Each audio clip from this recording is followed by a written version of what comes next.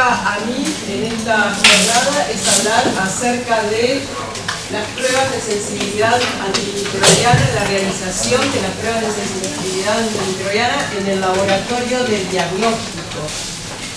Más que nada lo vamos a ver desde el punto de vista del diagnóstico de laboratorio, no con fines epidemiológicos, de estudios epidemiológicos, sino con la finalidad de la implementación de tratamientos.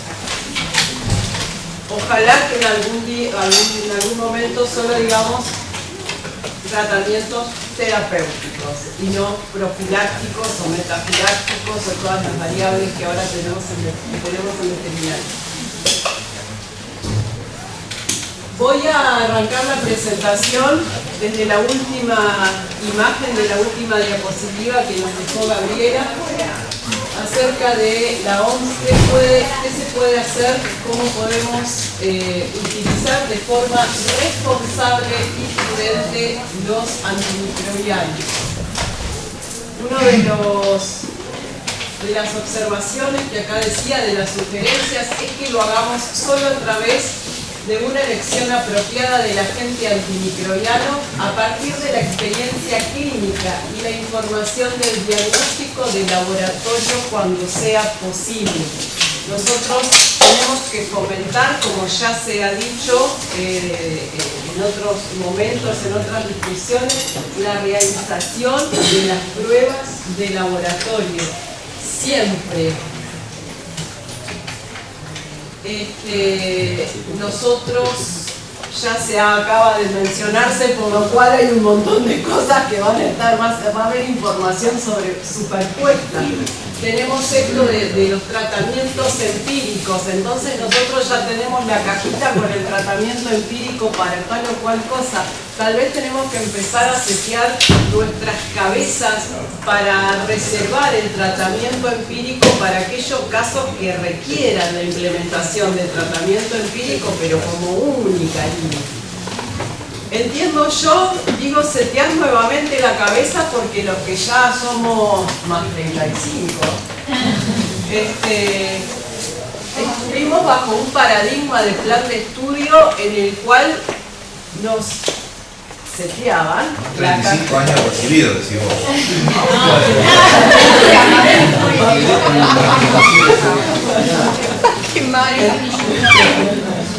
Entonces, en ese momento teníamos que pensar en cuáles eran los tratamientos que se iban a implementar y te lo hacían, machacaban bien fuerte en la cabeza que los tratamientos, el tratamiento poblacional de la enfermedad, que el tratamiento, que la medicina individual, que por un lado, de hecho, los que estén en gestión a nivel universitario, tenemos la famosa 1034 del Ministerio de Educación, donde separa los contenidos de la veterinaria, por un lado salud animal y por el lado salud pública. Por suerte estamos yendo al cambio y estamos tratando a ustedes, a los nuevos estudiantes desde hace ya unos años, en que ya no es salud animal y salud pública, sino que estamos ya bajo el paradigma de una salud, y en función de eso, por eso yo digo que tenemos que empezar a rechipear las cabezas, tenemos que empezar a revisar el tema de los tratamientos profilácticos, metafilácticos, promotores de crecimiento, tratamientos empíricos.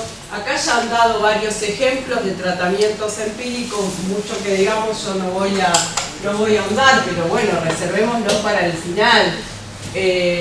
Casos de nosotros no tenemos, nuestro laboratorio de la facultad en realidad trabaja con el hospital escuela de la facultad y es laboratorio de derivación. Entonces tenemos colegas que tienen laboratorios privados y ante un caso como que ya no lo pueden resolver, nos derivan. Salía de la vaina por hablar, meter cuchara cuando estaban hablando del famoso coli, de cuando un veterinario manda, y acá es donde digo ayudemos a que se rechipeen las cabezas y tomemos toda la responsabilidad de lo que no estamos haciendo bien, en definitiva, porque el veterinario clínico también manda la muestra para que me busquen coli. El veterinario de laboratorio le busca el coli. Entonces, vos me pedís coli, yo te la encontré. Esperemos entender todos que ese famoso coli que encontramos es microbiota normal del intestino. Porque me ha ocurrido a nosotros, todas voy a hacer relatos de experiencias que vamos teniendo, de decir, bueno, llamar por teléfono, Fabiana, tengo una muestra, te vamos a mandar, tengo los lechones que tienen diarrea, te mando para coli. No me mandes para coli, porque yo coli, nosotros en realidad en La Plata, coli, no te vamos a hacer de materia fecal. Nosotros ni siquiera tenemos un procedimiento de primero aislamos y caracterizamos, nosotros eso no lo hacemos. Nosotros detectamos animal portador de un enterotoxigénico y después lo vamos a buscar. O sea, tenemos otra metodología de trabajo, porque si no, si el paso es al revés, ¿qué factibilidad tenemos nosotros de picar una colonia en una placa y que sea la colitoxigénica? Lo estamos reduciendo a la mínima expresión. ¿Se entiende lo que quiero decir? Porque en esa misma placa, con las mismas características morfológicas, van a estar los coli, microbiota normal, y los coli que van a ser enterotoxigénicos. Y entonces tenemos otra metodología de trabajo.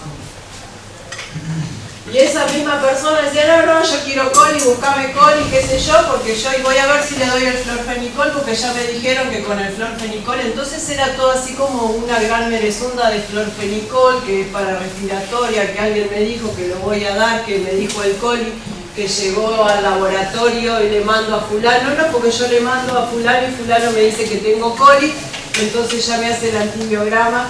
Bueno, entonces empecemos todas las partes a asumir la responsabilidad del veterinario que deriva la muestra. No pidas coli, pedí lo que tenés que pedir, que es Escherichia coli enterotoxigénico. En el laboratorio, si no puede hacer Escherichia coli enterotoxigénico, de que derive a otro laboratorio, porque hay laboratorios que lo hacen, pero bueno, como que empezar a asumir que todos trabajemos bien y evitemos esto de los tratamientos empíricos. Todo era por los empíricos. Entonces, basándonos y siempre teniendo la premisa de la forma responsable y prudente de la utilización de los antimicrobianos, y como dijo Javier, no perder de vista que nosotros somos agentes de salud, porque era otra cosa, nosotros no somos los veterinarios y los animales, nosotros somos agentes de salud, entonces nos tenemos que posicionar en ese lugar y que nosotros también tenemos responsabilidad sobre la salud pública. Basándonos en estas premisas, vamos a tratar de fomentar que las pruebas de sensibilidad antimicrobiana se hagan siempre. ¿Cuál es nuestro gol estándar para comenzar con las pruebas de sensibilidad antimicrobiana y el estudio de una bacteria? Es el aislamiento y la caracterización. Siempre tenemos que partir del aislamiento y la caracterización, porque las pruebas de sensibilidad antimicrobiana se hacen con bacterias aisladas e identificadas, porque esa es otra cosa que ocurre. Me voy como poniendo en la quinta fondo que dijimos que había que poner, no se condice con el dedo acá y voy una cosa más rápida que la otra. Si bien el objeto de estudio nuestro para hoy son las pruebas de sensibilidad antimicrobiana, y ahí me voy a detener un poquito más, no quiero que perdamos de vista en esto respecto del aislamiento y la caracterización. Si bien ya los compañeros estuvieron hablando sobre este aspecto, vamos a seguir machacando un poquitito más. Tratemos de trabajar todos bajo protocolos. Según las muestras que sean, hay protocolos de referencia. Entonces, de pronto, los que procesan muestras de leche trabajan con los protocolos de la Actinomycetes. A veces nosotros, según para el tipo de muestras, en nuestro espacio se procesan muchísimas muestras que provienen de granjas o de frigoríficos porcinos, entonces allí para qué sé yo, para salmonela trabajamos bajo protocolo de la FDA-BAM. Se van trabajando bajo diferentes protocolos de referencia, pero en algunos otros casos uno puede tener sus propios protocolos, pero que todos los integrantes del laboratorio trabajemos bajo los mismos protocolos. Sí tienen que tener esos protocolos, son criterio bacteriológico. Entonces uno los tenemos que armar con un determinado criterio de por qué estamos haciendo las cosas, porque a veces uno escucha, no, porque yo tengo la muestra y la siembro en tal medio y después la replico para el otro medio. Por supuesto que tenemos el vicio de ser docentes, entonces siempre, ¿y por qué lo hiciste de esa forma? Porque es al revés, qué sé yo, primero usar un medio enriquecido y después replicar un medio selectivo. Eso no tiene un criterio microbiológico, estamos como yendo para atrás en el diagnóstico. Y las bacterias, para comenzar con las pruebas de sensibilidad antimicrobiana, dijimos que sí o sí tienen que estar aisladas e identificadas. Dentro de las cosas que escuchamos,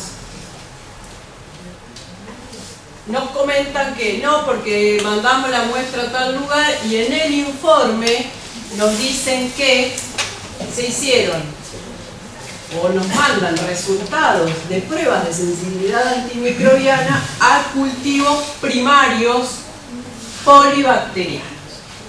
Entonces es que llega el hisopo de la oreja, que lo sembramos en un medio X y que eso es el cultivo primario de 24 horas, tomamos y a partir de toda esa merezunda le hacemos una prueba de sensibilidad antimicrobiana y eso informamos. ¿Sí? Los que estamos en tema sabemos que eso no corresponde de ninguna manera, pero la gente que ya pasó hace rato, capaz que uno no se lo acuerda tanto que debe ser así. O bacterias sin identificar, en otras cosas que he escuchado, como algo demasiado que se puede hacer. Mirá qué genialidad, así, pero mirá qué genialidad lo que vi en tal lugar, directamente en el mini laboratorio que tienen, esto particularmente lo escuché de Untambo, en el mini laboratorio que tienen en Untambo, ya tienen unas placas geniales que vienen divididas a la mitad, entonces vos directamente sembrás la muestra, que se llama un hisopado vaginal de una vaca, entonces agarrabas y sembrabas con el hisopo de un lado al otro, lo metés en la estufita, al otro día en función de qué lado de la placa creció, ya sabes si es un gran positivo, si es un gran negativo, entonces arrancás con el antibiótico. Entonces, para uno es, no, ¿qué estamos haciendo? Esto también forma parte como veterinarios del uso apropiado y racional de los antimicrobianos. Además, que no se puede hacer.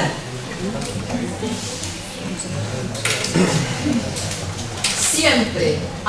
Y otra perla. Esa fue la última perla de esta semana.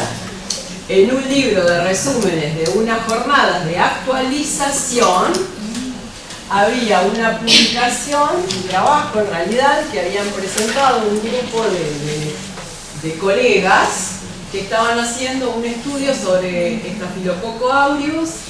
Entonces habían determinado sensibilidad a un pool. O sea, los estáfilos estaban aislados, había coagulasa positivos y coagulasa negativos. Para ver el comportamiento los habían mezclado a todos, habían hecho un pool y habían puesto discos y habían visto ese pool de estáfilos cómo se comportaba. O sea,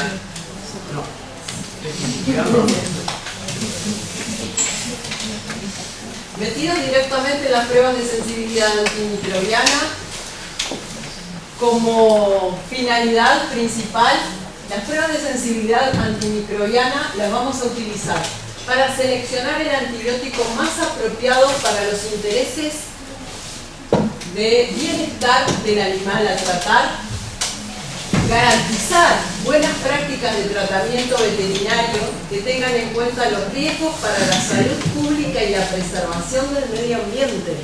Fíjense en ese detalle. y promover información de vigilancia epidemiológica, por supuesto que sobre el comportamiento de las bacterias frente a los antimicrobianos, que va a ser la sensibilidad o la resistencia.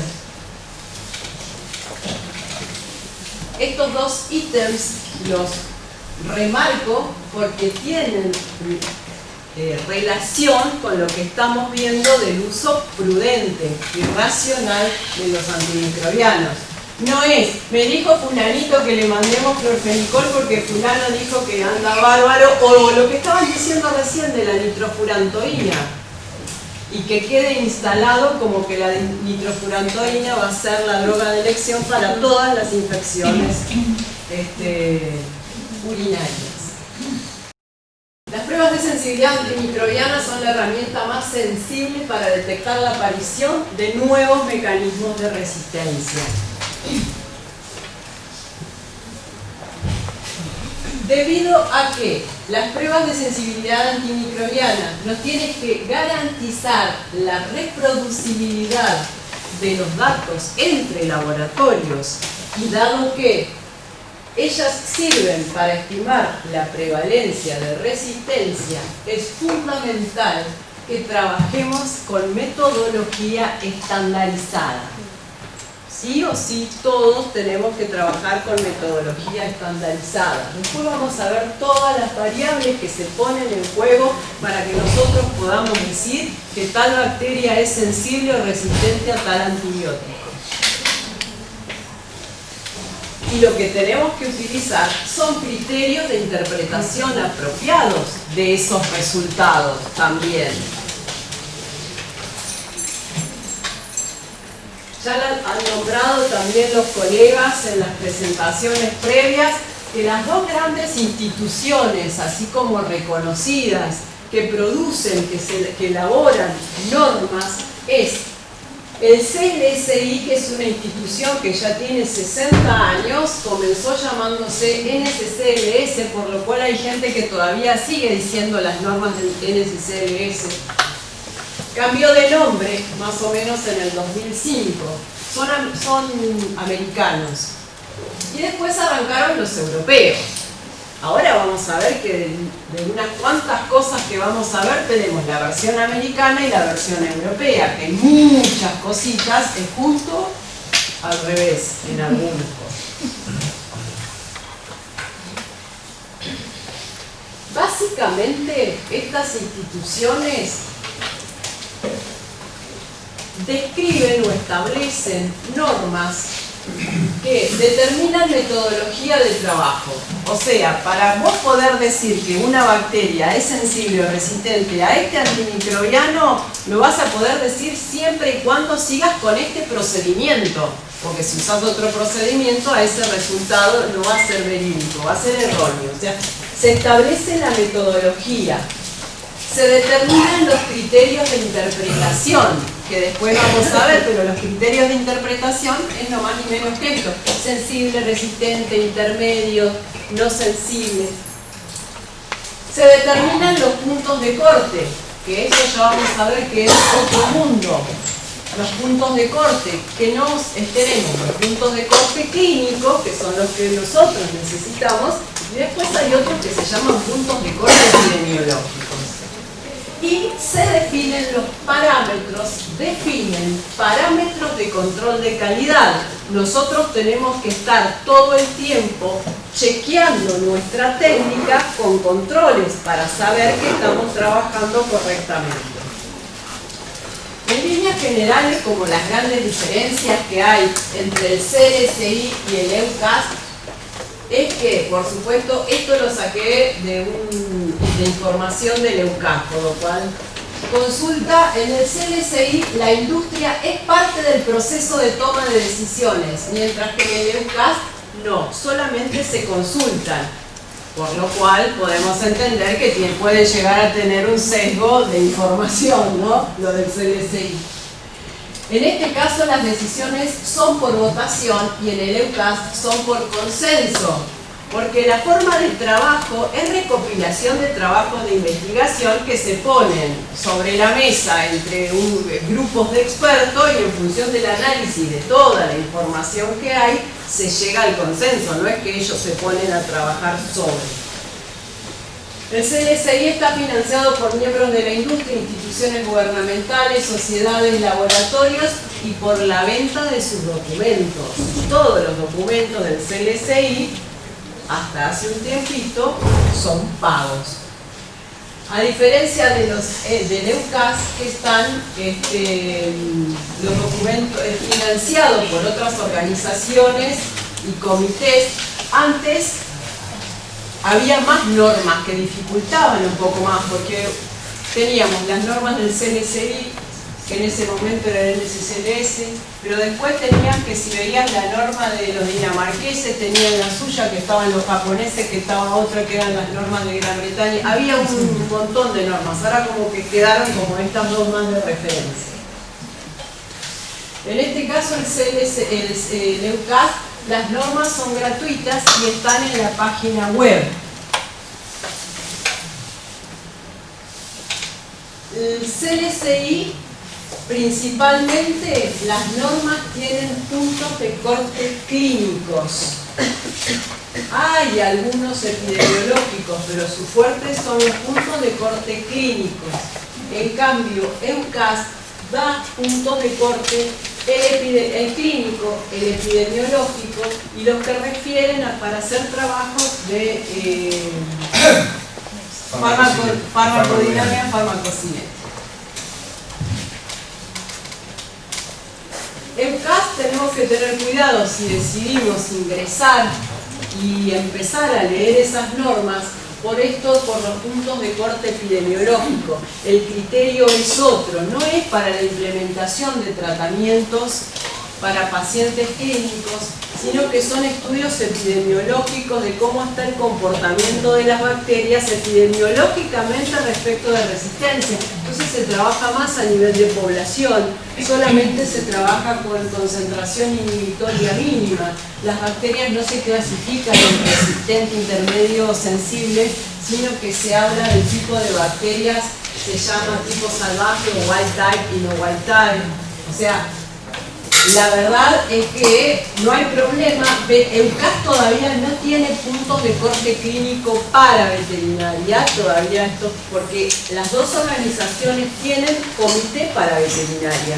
Porque, por supuesto que la parte humana avanza muchísimo más que veterinaria. Después vamos a ver cuál es la complejidad que tenemos nosotros para que se puedan establecer de forma más rápida los puntos de corte. Sí o sí tenemos que chequear y buscar los puntos de corte clínico, sea cual fuere la norma que vamos a usar, prestemos atención que sean de puntos de corte clínico. Los puntos de corte clínico siempre van a ver que hay una captura de pantalla. Las capturas de pantalla es mi base de donde tomé la definición y es la captura de pantalla de la norma del CLSI. ¿Qué es el punto de corte? Porque hasta ahora los compañeros vinieron hablando en sus relatos de la categorización de las bacterias. Si las bacterias tenían un comportamiento resistente, intermedio o sensible a un antibiótico, a un antimicrobiano determinado. Eso se puede establecer gracias a los puntos de corte. Los puntos de corte son la concentración inhibitoria mínima, ¿recuerdan el valor de SIM? La concentración inhibitoria mínima, o el diámetro del halo de inhibición que se utiliza para categorizar un aislamiento en sensible, intermedio, no sensible o resistente. ¿Se acuerdan? La concentración inhibitoria mínima. Tenemos, esta es la técnica como más sencilla. Estas tiras son tiras comerciales, donde hay está el antimicrobiano a probar, se siembra, esta es una SIM por difusión, se siembra con una concentración determinada de la bacteria, se pone la tira y ven que se hace como esta forma de gota, se define como la SIM es la mínima concentración del antimicrobiano que inhibió el desarrollo bacteriano. Este es el método de microdilución. Para todos los que no tenemos la posibilidad que tiene Javier de tener el equipo y lo tenemos que hacer a mano, esta es el método, microdilución. Entonces, en estas placas se va haciendo la dilución del antimicrobiano. Fíjense, en este caso, por ejemplo, era ampicilina. Se hace una serie de diluciones de ampicilina y a cada uno de los pocillos se le coloca una concentración definida de bacteria. Entonces, la SIM va a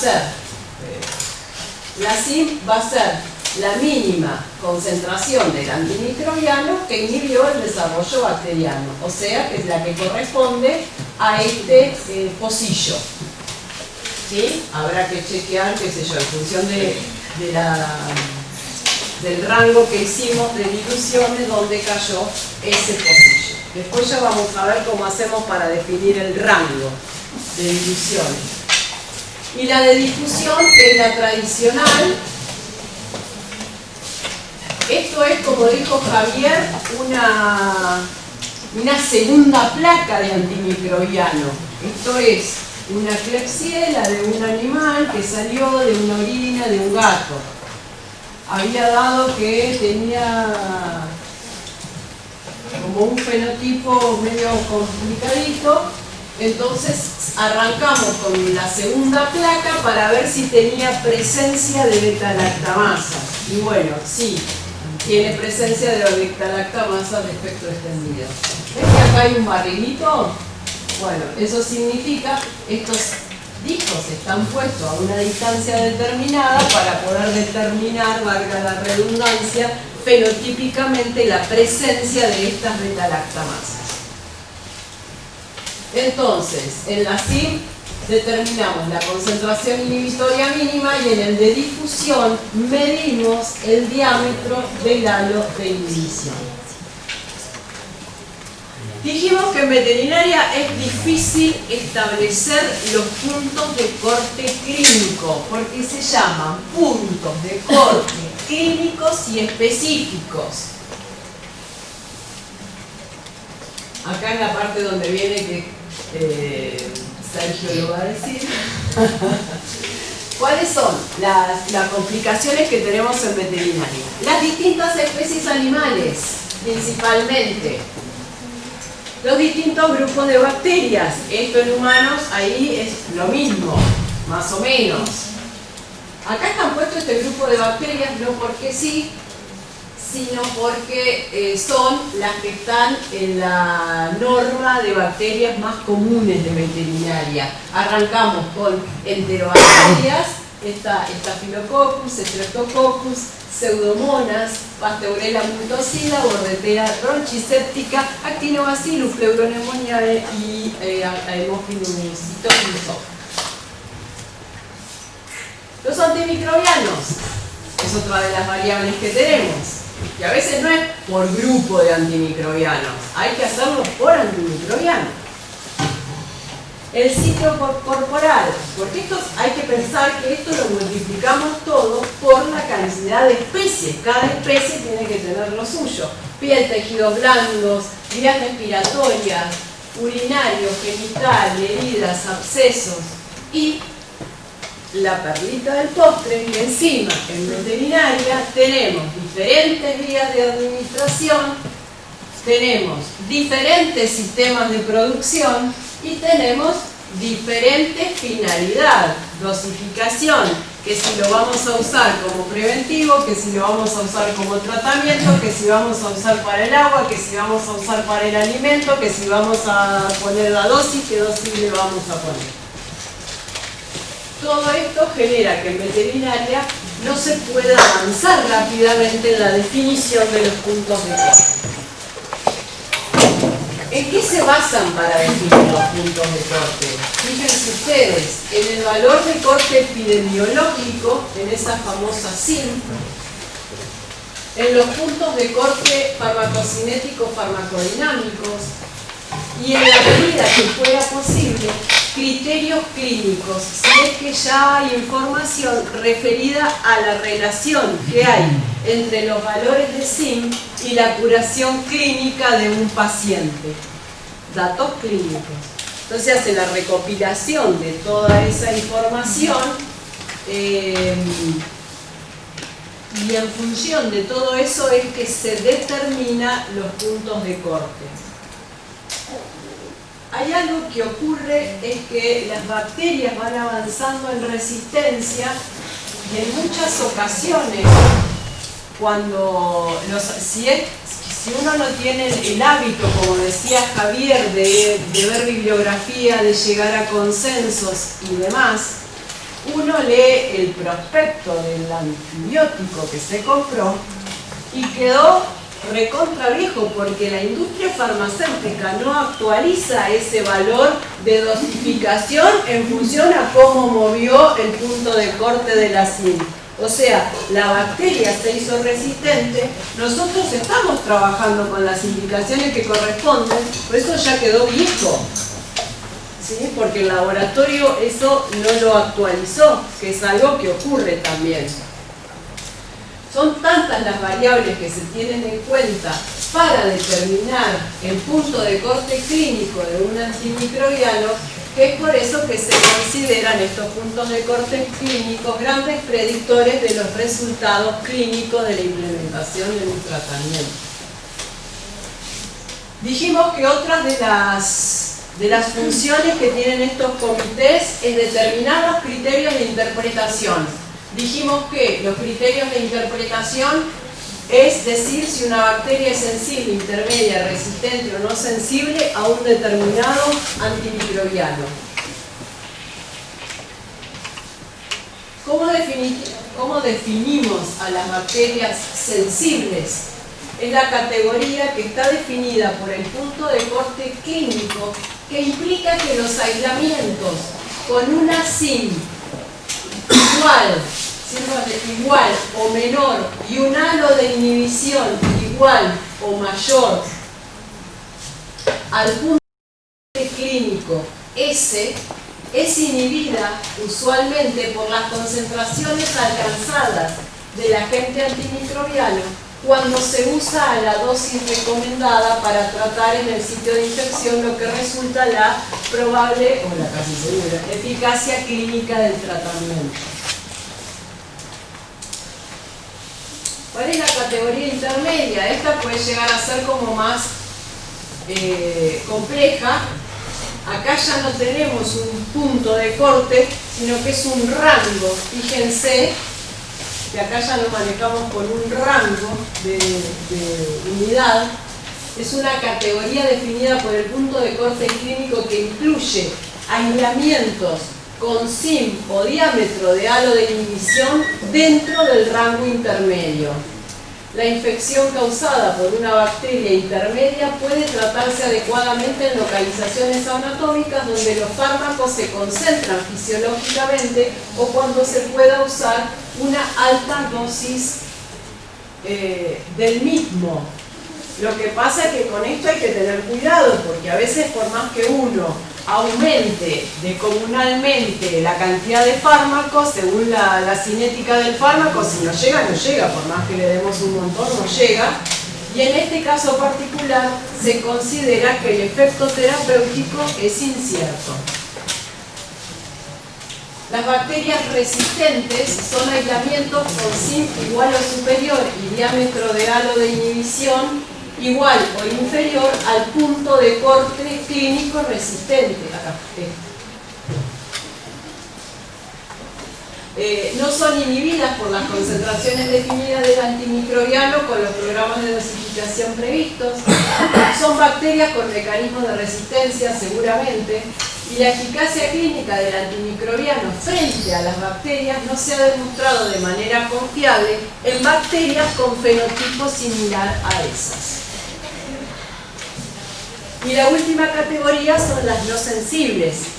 En este caso solo se dispone del punto de corte sensible, por lo cual si nosotros tenemos concentraciones de SIM o diámetro de halo de inhibición menor al sensible, decimos que no es resistente. Perdón, que decimos que no es sensible. No tenemos ni el valor de intermedio ni el valor de resistente. Básicamente, cuando veamos las tablas, vamos a ver esta distribución de información. Va a estar el agente antimicrobiano, va a estar la concentración del disco. Acá tenemos tres variables metodológicamente que tenemos que respetar. Primero, la concentración del antimicrobiano, después la concentración de la bacteria y después el soporte, que es el medio de cultivo. En la tabla vamos a aparecer con las categorías para diámetro de halo de inhibición, o sea, para disco, sensible, intermedio, resistente, y las concentraciones si queremos hacer una SIM. Antimicrobiano, esto es así, siempre y cuando sea para implementación de tratamiento y no para tener datos acerca de una SIM, ¿no? Es para interpretar. Antimicrobiano que no está en las normas, la coescuela, no se prueba, ya que es imposible determinar el comportamiento de la bacteria aislada. O sea, no lo podemos hacer porque no tenemos criterio de interpretación. Si quieren lo hacemos, no hay problema, pero es para nada porque no tenemos criterio de interpretación. Porque después ya vamos a ver esto acá, cómo se informan los resultados. Los valores de SIM, como que uno puede informar el valor de la SIM. Siempre se sugiere fuertemente que se adjunte con el criterio de interpretación ese valor de SIM para que sea más amigable la interpretación del resultado por el lado del clínico. Pero él puede tener otra información y es como que se permite que solamente se informe el resultado de la SIM. Lo que no podemos hacer es informar halo de inhibición sin criterio de identificación. Eso no. Y es otra de las cosas que escuchamos.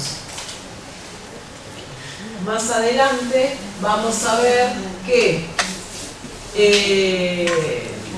en algún lado lo menciono ya. Hemos tenido compañeros que dicen, llaman por teléfono. Ay, Fabiana, por favor, ¿te podés fijar en las normas esas que tienen ustedes? Viste que es todo como medio así. Viste que tenemos que ver esas normas que tienen ustedes, saber si hay resultados para tal droga aislado de un actinobacillus, de no sé qué, porque mandamos a un laboratorio y nos mandaron el informe. Ponen actinobacillus pneumoniae y se ponen los diámetros de halo de inhibición. No, definitivamente no. ¿Por qué? Porque lo que uno tiende a hacer cuando te dan esa información y le mando el que tiene el halo más grande. Y a veces que tengan halo no significa, ya sabemos, que la bacteria sea sensible. Porque ya vimos de qué depende llegar a determinar cuál es el diámetro del halo de inhibición para decir si es sensible o no.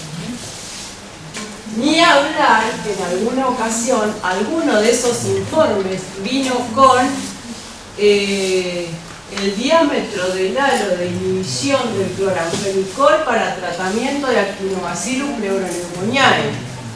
Creo que en veterinaria para los chanchos tenemos 3 prohibidos. Y el cloranfenicol con el Carbadox deben haber estado prohibidos en el número 1 más o menos. Bueno, esa persona mandó resultados de cloranfenicol para tratamiento en chancho. O sea, acá a modo de ejemplo pongo cómo son más o menos nuestros informes, son así como bastante sencillos.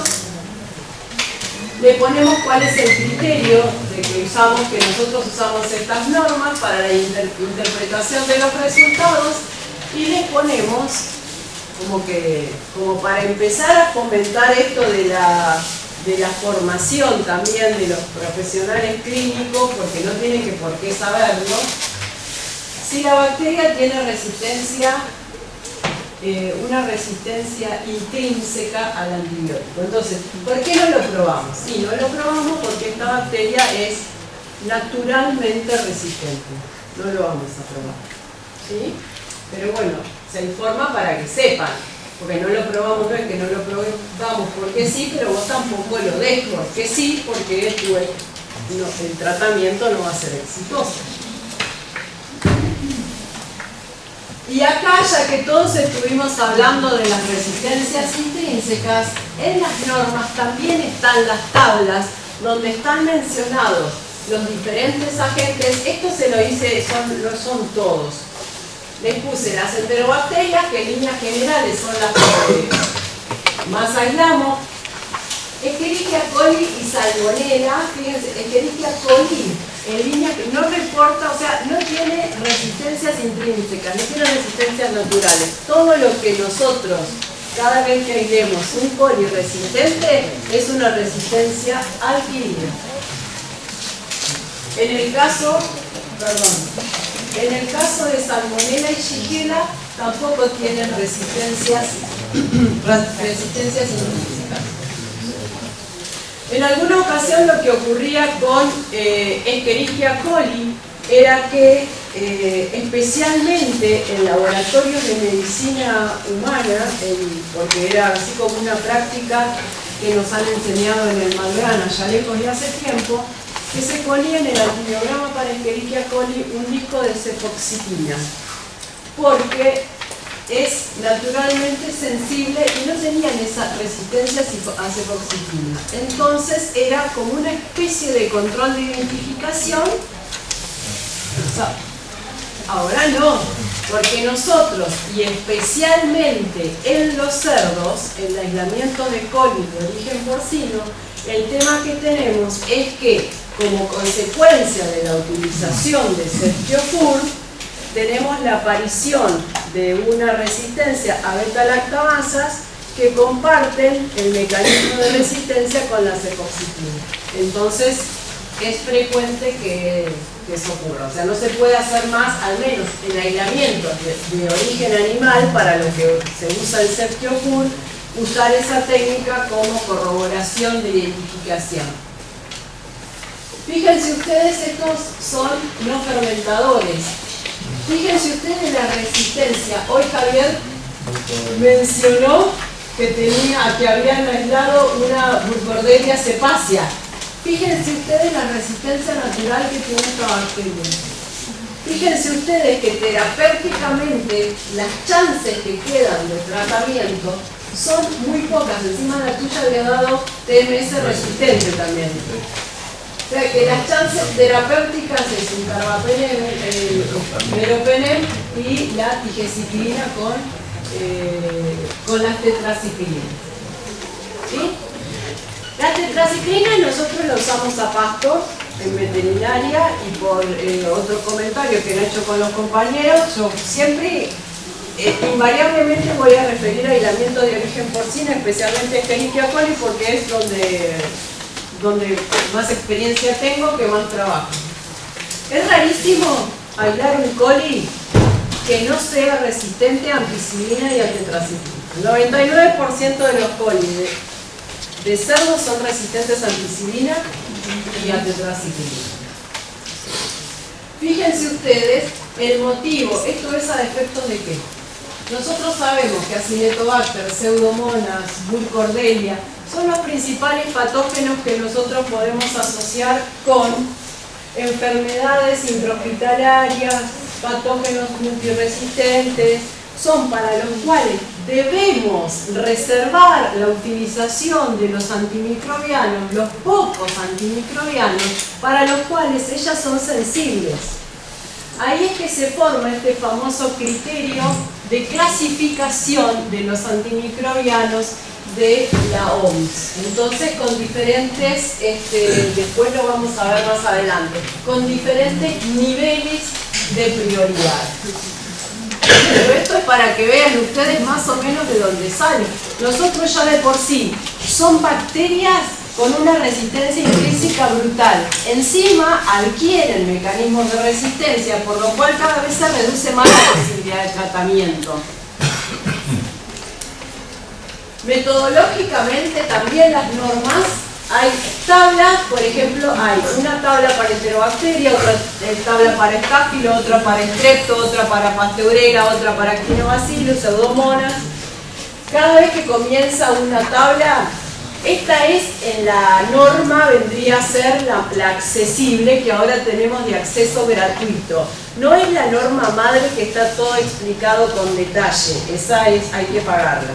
Esta, de veterinaria, por ahora tiene acceso libre. Nos va a decir el medio de cultivo que vamos a usar, que es el agar Müller-Hinton. Si llegamos a hacer microdilución o macrodilución, tenemos que usar el caldo Müller-Hinton, que se ajusta al cationes. Fíjense las variables que les digo, ¿no? Que siempre tenemos que manejar las tres variables: el medio de cultivo que se usa, la concentración del inóculo bacteriano.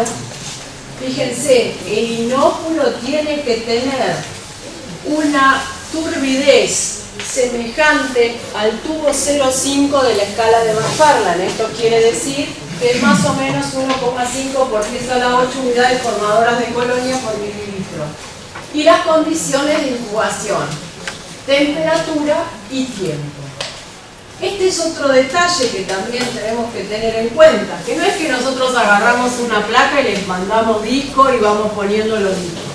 Ahí también está estandarizado cómo ponemos los discos, cuántos ponemos. Por ejemplo, la placa común que usamos nosotros, que tiene la de 9 centímetros, es para 6 discos. Las placas más grandes, la de 15, es para 12 discos. Cada disco tiene que tener la separación entre los discos no debe ser inferior a los 24 milímetros, por ejemplo, salvo que haya que colocarlos a distancias específicas para poner en evidencia fenotipos de resistencia determinados.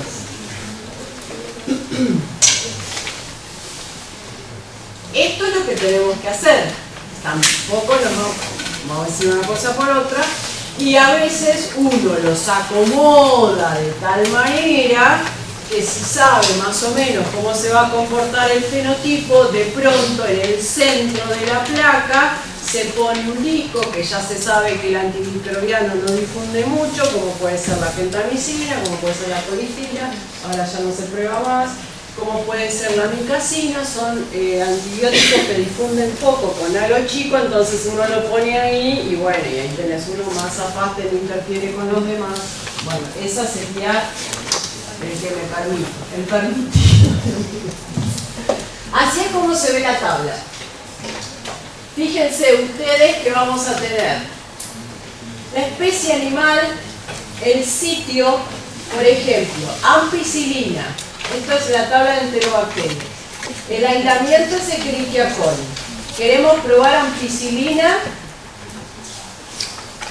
un coli aislado de piel o de tejidos blandos. Y queremos probar ampicilina. El coli es aislado de un perro. Tenemos punto de corte solo para la sim.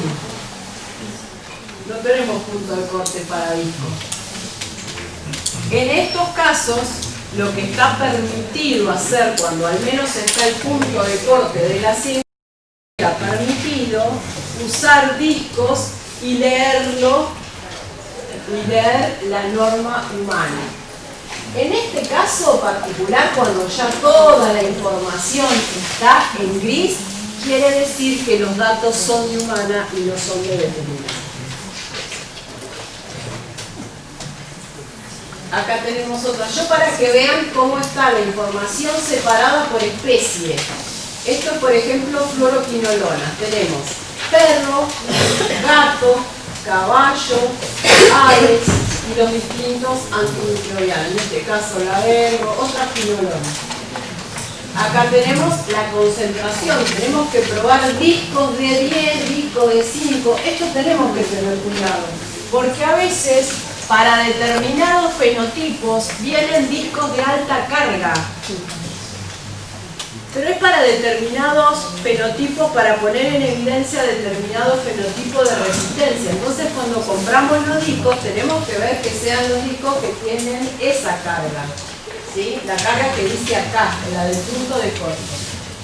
A veces eso ocurre con estreptomicina, gentamicina también tiene de alta carga. Dijimos que también vamos a definir control de calidad.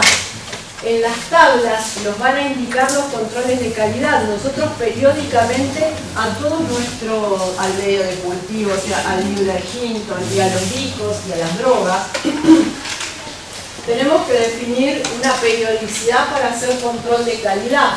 Lo vamos a hacer con cepas de referencia. Entonces nosotros ya sabemos que si queremos chequear nuestros discos de Septiopur, lo vamos a probar con Escherichia coli con la 25922 y si me da el halo entre 26 y 31 quiere decir que el disco está funcionando.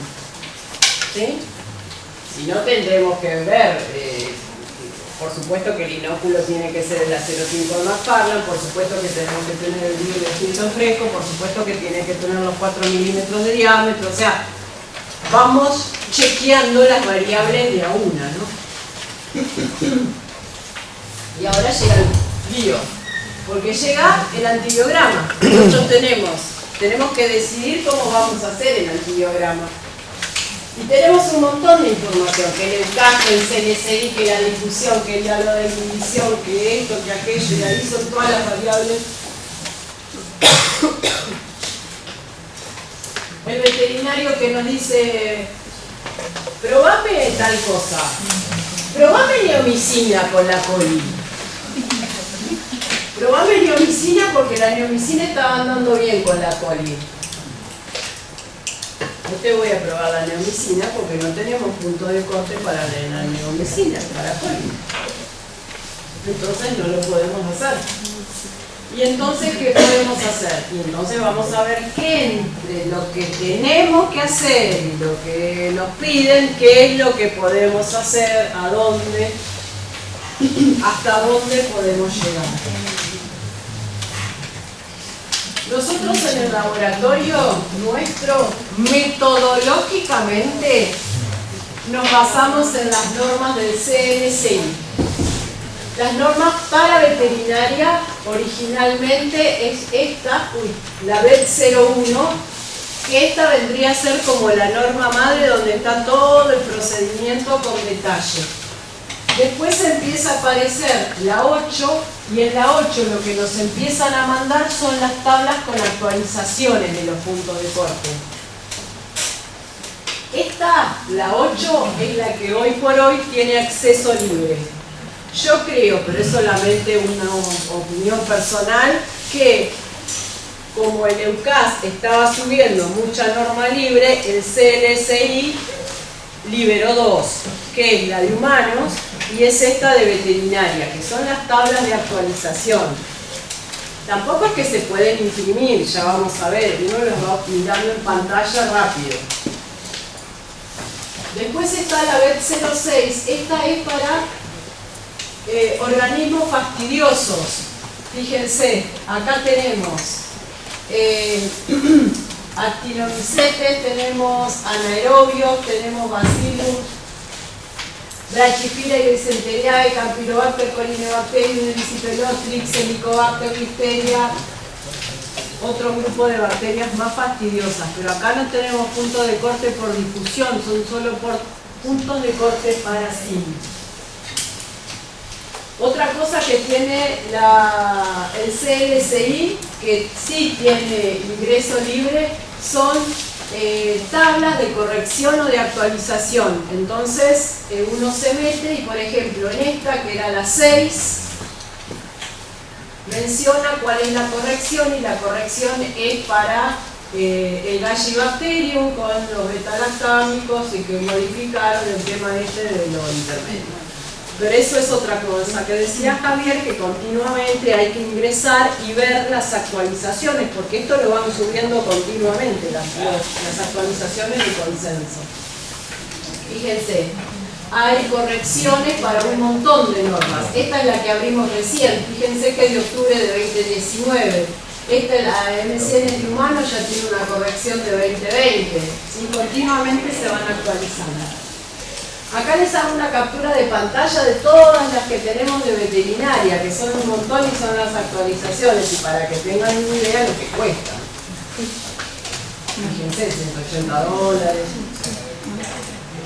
Son un montón que hay de veterinaria. Inclusive fíjense ustedes que para aislamiento proveniente de animales acuáticos a su vez tienen su propia norma. Bueno, acá les hice captura de pantalla para que veamos cómo ingresamos a la libre, que es lo que nos interesa. Si nosotros nos metemos por el lado que dice estándares para medicina veterinaria, entramos a las que hay que pagar. Si nosotros nos metemos por este link, que es donde dice las libres, ahí van a tener todo el listado de las que son de acceso libre. Entonces lo que tienen que hacer es limpiar. Volvemos a limpiar y ahí entramos a la norma. Y acá ya empezamos a navegar la norma. Lo primero que tenemos es el índice.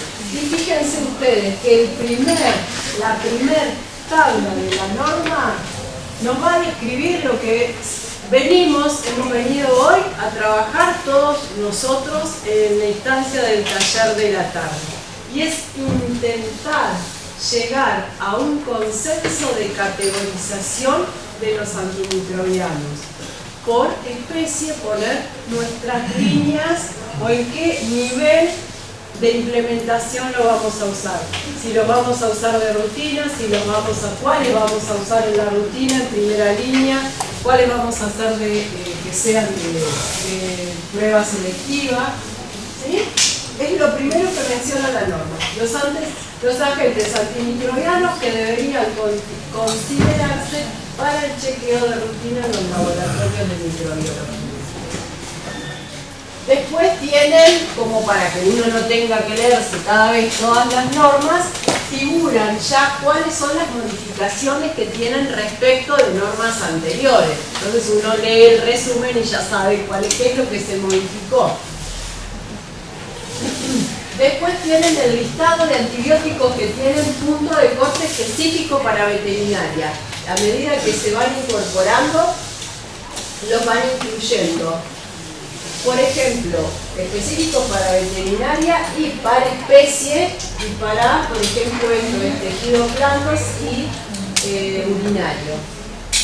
Para Escherichia coli. Estos son los que hay puros de veterinaria. Y acá volvemos a pensar en lo que volvemos a reforzar en lo que estamos tratando, que es el uso responsable y prudente de los antimicrobianos, que es la necesidad que tenemos como grupo de trabajo, como profesionales, de hacer, nosotros decimos pájaro carpintero, para implementar y para acordar la estrategia de utilización de los antimicrobianos. Esta norma ellos sugieren su forma de agruparlos. Entonces, en el grupo A están incluidos todos los antimicrobianos con punto de corte específico para veterinaria y categorías de interpretación apropiadas para ser incluidas en la rutina de los laboratorios. Deberían considerarse el primer grupo a ser tenido en cuenta tanto en animales de producción para consumo humano como en animales de compañía, y que han demostrado un nivel aceptable de correlación entre estudios in vitro y los resultados clínicos. Esta norma los agrupa por especie, por supuesto. Entonces, fíjense, para las aves, la enrofloxacina, ellos, el CLSI, la pone como primera línea. Para la amicacina en los caballos la ponen en primera línea. Después vamos a ver lo difícil que va a ser para nosotros, por eso son pasos, porque esto a la hora después lo vamos a enfrentar con lo que dicen los europeos y vamos a ver. Porque si ya pensamos en la lista de antimicrobianos críticos de la OMS, La enrofloxacina en primera línea es como que hay que borrarla de un plumazo. Este es el criterio del CLSI. Por eso quiero hacer hincapié que para nosotros en particular lo que hacemos es utilizar el CLSI metodológicamente. Este criterio no lo compartimos. Por eso estamos fomentando la organización de estas reuniones para que nosotros establezcamos entre todos nosotros, farmacólogos, clínicos, microbiólogos, nuestra tabla de categorización. En el grupo B ponen los antimicrobianos con punto de corte y categoría de interpretación de humanos. Si bien podrían actuar adecuadamente, su aplicación no puede mostrar en animales. Deberían utilizarse con prudencia y los laboratorios veterinarios incluirlos en los informes de resultados en ocasiones particulares. Y fíjense, acá tenemos, por ejemplo, en cerdos, la gentamicina. Siempre van a haber alguna perlita dando vuelta. Bueno, después tenemos el grupo C, que son antimicrobianos que están aprobados por agencias de regulación para ser usados en especies específicas. No tienen punto de corte ni categoría de interpretación para otras especies animales ni humanos. No se recomienda utilizarlo en otra especie animal para la cual no fue determinado y deberían utilizarse selectivamente, preferiblemente antes que los D, pero luego de los B. Y los D son estos. Los que no están aprobados para ser utilizados de forma extralable y que deberían utilizarse selectivamente. Y acá les muestro la otra. Vieron que les voy mostrando una y la otra. Acá ya de entrada, como para que se llevan bien, el orden van a ver que es directamente está invertido. En vez de van de la A a la D, pero justamente opuesto. Acá ya las categorías están, fíjense que el anterior no tenía el concepto de la OMS, de la clasificación de los antimicrobianos, eso directamente ni existía para el CLSI. Acá sí. Fíjense, categoría 1 son los antimicrobianos, uso en medicina veterinaria, donde el riesgo para la salud pública es limitado o bajo. La categoría 2, donde tiene el riesgo, se usan en veterinaria, pero con riesgo en salud pública alto, y los categoría 3, que no están aprobados para ser utilizados en medicina veterinaria. Ya termino esto y ya terminé. Fíjense, acá tenemos categoría A. Los otros eran los que se promovía el uso, sin embargo acá son los que tenemos que evitar. Antibióticos de esta categoría no están utilizados, no están autorizados para medicina veterinaria en la Unión Europea. No deberían utilizarse en animales de producción para consumo humano y deberían darse en animales de compañía bajo circunstancias excepcionales. Miren quién tenemos acá. A la fosfomicina. ¿Qué pasa con los cerdos y con las aves, con la fosfomicina? Desde que salió la colistina, estamos dando fosfomicina. Y le estamos dando preventivo. Son como detalles, ¿vieron? En el grupo B, bueno, esto lo voy a hacer rápido, el que es súper interesante, pero bueno, tampoco es que quiero sobrepasarme por la presentación de Sergio. En el grupo B, miren quién está, el CEPTIOFUR. La definición de los grupos B deberían ser restringidos. Son antibióticos críticamente importantes para la medicina humana. Y el uso en animales debería estar restringido. Acá el CEPTIOFUR también. No tenemos demasiada restricción con el CEPTIOFUR. ¿sí? Y los que se termina como promoviendo, o como que se usen los categorías C, que se utilicen con precaución, los categorías D con prudencia. Y acá tenemos, va el listado de los categorías C y el listado de los categorías D. Entonces, los categorías D sería que hay opciones en medicina humana, por lo cual podrían utilizarse en veterinaria, medio como que sería la primera barrera de elección. Esto termina siendo mucho más lógico en función de nosotros como agentes de salud que la categorización propuesta por el CNSI. Esto es es lo que decíamos, de dónde salían esto de los antimicrobianos críticamente importantes para la veterinaria. Fíjense ustedes, lo que máxima prioridad tenemos la cefalosporina de tercera, cuarta, quinta generación, acá tenemos el famoso Sertiepur, macrólido, cetólido, las quinolonas, fíjense, están de máxima prioridad, por lo cual debería estar absolutamente reconocida.